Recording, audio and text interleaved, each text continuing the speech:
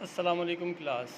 This is Mushtaba Kalwad and the subject is general knowledge. We are studying international organization.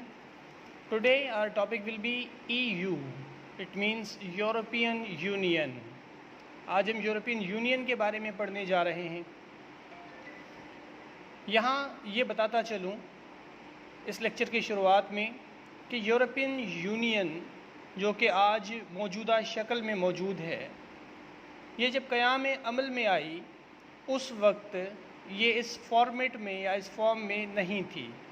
आज इसके जो total members हैं European union के, अगर हम वो देखें तो 27 मेंबर्स बनते हैं, क्योंकि एक एक्सक्लूड हो गया है जो कि ब्रिटेन है। इसके बारे में डिटेल में हम देखते हैं कि क्यों, कब हुआ, उसकी रीज़न्स क्या थी, इसके बारे में देखते हैं। बहरहाल ये याद रखना ज़रूरी है कि इसके जो टोटल मेंबर्स हैं अभी वो हैं 27।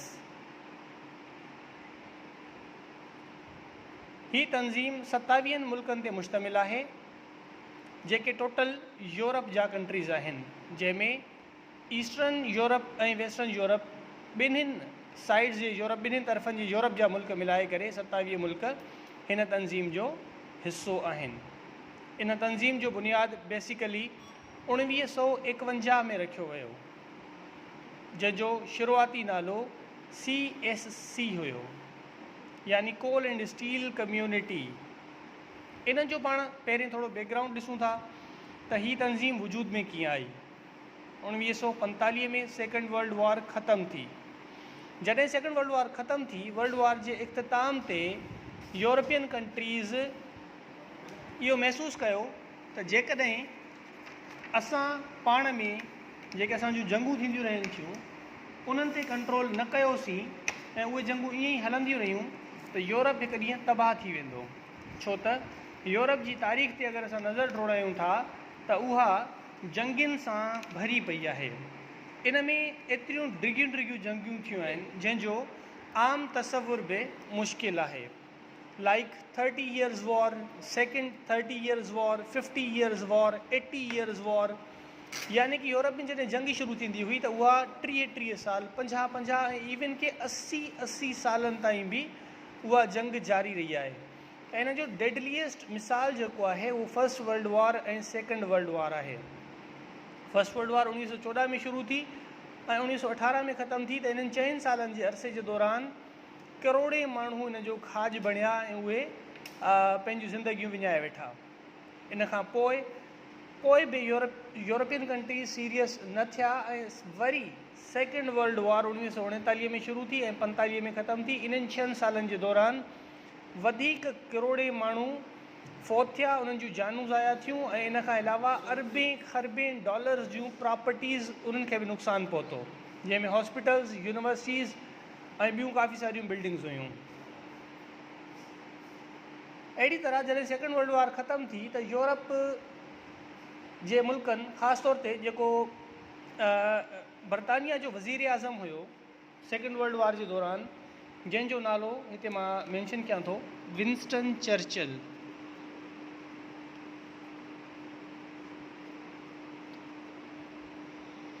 जंहिंखे इहो क्रेडिट पिणु ॾिनो वेंदो आहे त हिन जी ॾाहप ऐं समझदारी जे करे ई बरतानिया ऐं उन जा इतिहादी, जंहिंखे अलाइज़ ग्रुप बि चयो वञे थो, यूरोप सेकेंड वर्ल्ड वॉर में 2 ग्रुप हुया, हिकिड़ो अलाइज़, ॿियो एक्सिस। अलाइज़ ग्रुप में बरतानिया, अमेरिका, रशिया, फ्रांस ऐं उन जा इतिहादी शामिल हुआ, ऐं एक्सिस ग्रुप में जर्मनी, इटली ऐं उन जा इतिहादी शामिल हुआ।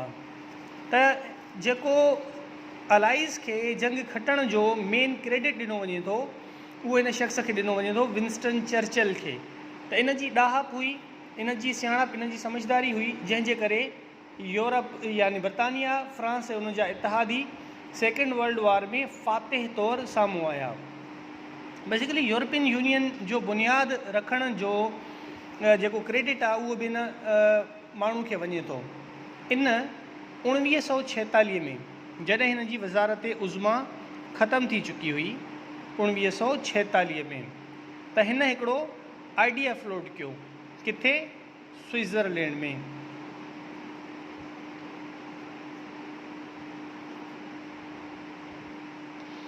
स्विट्ज़रलैंड में कहिड़ी जॻह ते? Zurich university.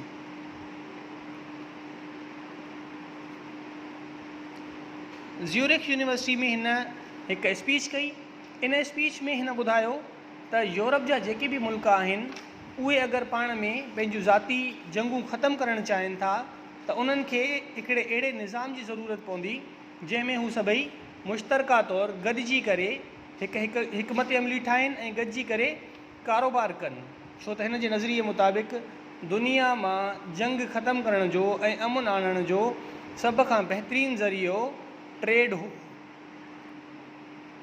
हिन जे आइडिया मुताबिक़ अगरि इन खिते खे यानी यूरोप खे जंगुनि खां पाक करिणो आहे ऐं ईंदड़ वक़्त में फर्स्ट वर्ल्ड वार ऐं सेकेंड वर्ल्ड वार जी सूरत हाल खे रोकणो आहे त यूरोप खे यूनाइटेड स्टेट्स ऑफ यूरोप जे नाले सां हिकिड़ो अहिड़ो ब्लॉक ठाहिणो पवंदो जेको गॾिजी करे कारोबार करे ऐं डिफरेंट फील्ड्स में पाण में कोऑपरेशन करे।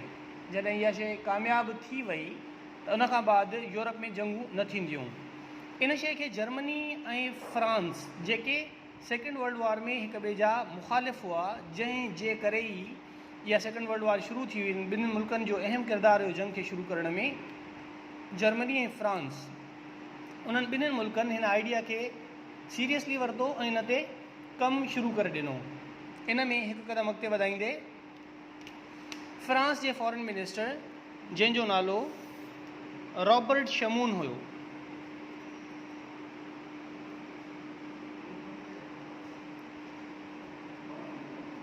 फ्रांस जो फॉरेन मिनिस्टर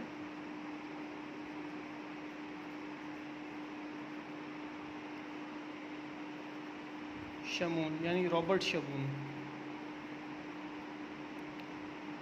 इन 1950 में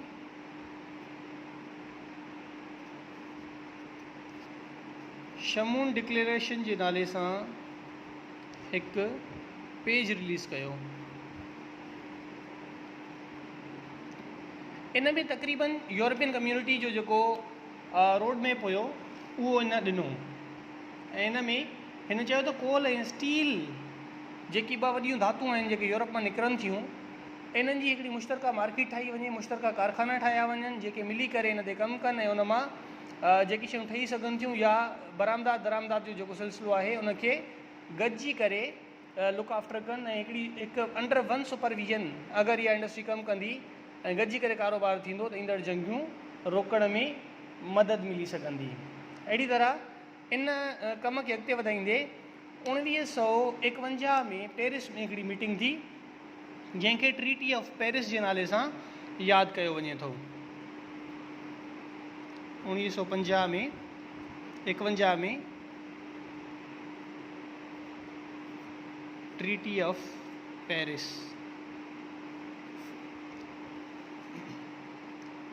हिन ट्रीटी ऑफ पेरिस में बाकायदा यूरोपियन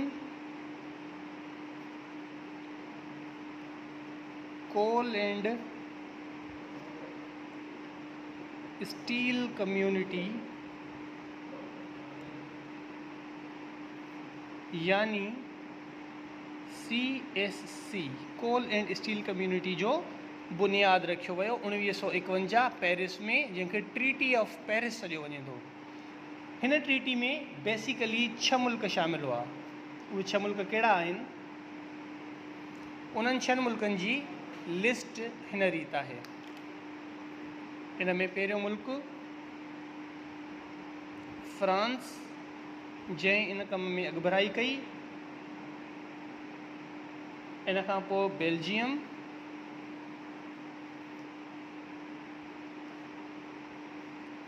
टियों मुल्क इटली, चौथों मुल्क लग्जमबर्ग,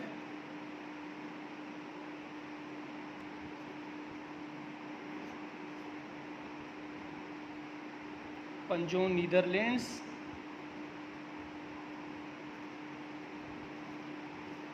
ऐं 6हों मुल्क वेस्ट जर्मनी।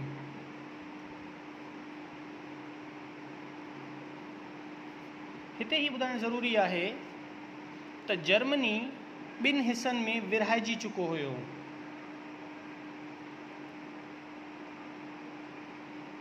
जर्मनी खे ॿिनि हिसनि में, ॿिनि ब्लॉक्स में तोड़ियो वियो हुयो, हिकु ईस्ट जर्मनी ऐं ॿियो वेस्ट जर्मनी।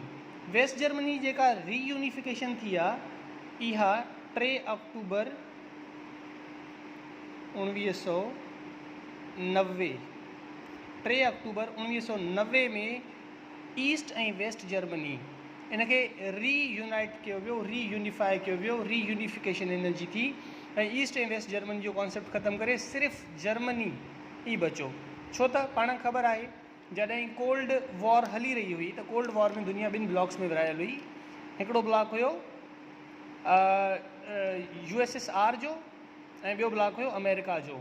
त जेकी बि ईस्टर्न यूरोप वारा कंट्रीज़ हुआ उहे रशियन ब्लॉक में हुआ ऐं वेस्टर्न यूरोप वारा उहे वेस्ट ए ब्लॉक यानी अमेरिकन ब्लॉक में हुआ।